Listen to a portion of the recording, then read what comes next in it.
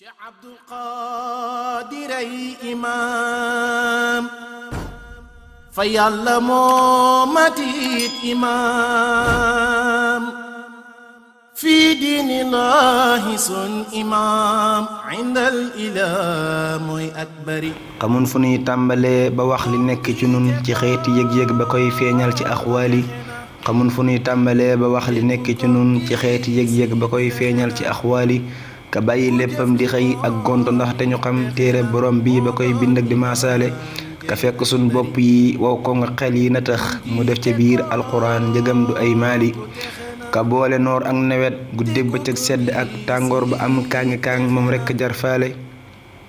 ndegam xamoo kooka diglul tuuti léegi ma wax la ay jikkoom ak meloom turwaa di Cheikh Jili santam waa Njaay jaata askan waa ka sell xewar maamam ya seen jikko yooyee doy na am saali moo yaatu xol yaatu xel rëy yitte njool taxawaay rëyul yaram tuutiwul rafet na ab xoole ku dal ku am fit la am muñkat la moo ko sawar moo jub tamaanu lawet fu mu toll day baale ku baax ku sell la am tegginte am dignité am fulla am fayda macha allah ñi koy yoole moo tànn lay taxaraw duniyan wa axiratan mu def ko toolam bayam sel wecc jar faale ñun alquran ñoo di waa kër yàlla xawlu nabi ki gën ci yéen mooy ki xam quran te jàngale sayxul xadim nee na ab toolam demoo di kitaabullahi kon li yëgan lu waay di sonnaali mu jug ca njël soobu yoon woowee di waaxu di way du xool te it digluwul kuy wax ba koy faale te boobakat àddina ngi woo ko naa ko ñëwal toppal sa maas gi la ñoom ñépp ci kaptaali mu bàyyi lépp te jiital xam nga ak bëgg ga ak yéene jaaka defar ci xeet wi aj yaali ci gott bopp wéet na lool soreem nga seere na ko rawdu royaaxiini moom ragal du koy laali ci ndigalulu sibtu xaadim ibnu kay yilimaan nuurum minan nuuri siñ Cheikh Mbakke moom jiili lam yéene woon defal Cheikh Bamba yow la ko teg say loxo yow yaa ko doy xaait ci ab taali gërëm na lay yoon ci ay jotaay bëggam nga yaa ko ñoŋal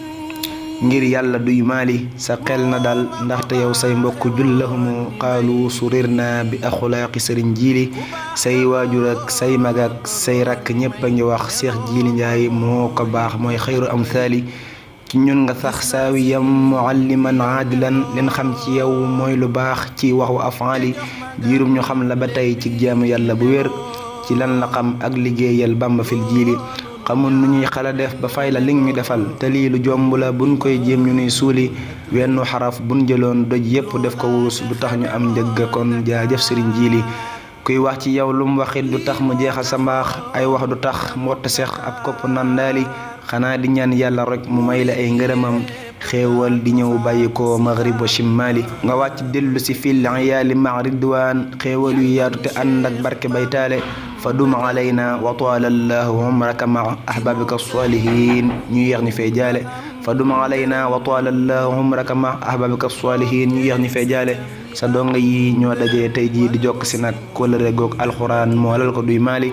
di sàkku say ñaanitam ak say ngërëm ba ñu man mboolem suñuy yéene am xaalis bi laa mayli di sàkku say ñaanitam ak say ngërëm ba ñu man mboolem suñuy yéene am xaalis bi laa mayli fanweer yu teg ñett ci ab yàlla cam si la def di sàkku barke ngërëm ji sekk moom màlle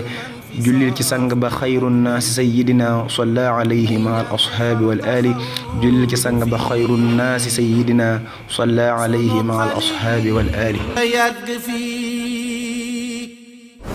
ak kay loxoom yor baat bi fi najlul imaamil akbari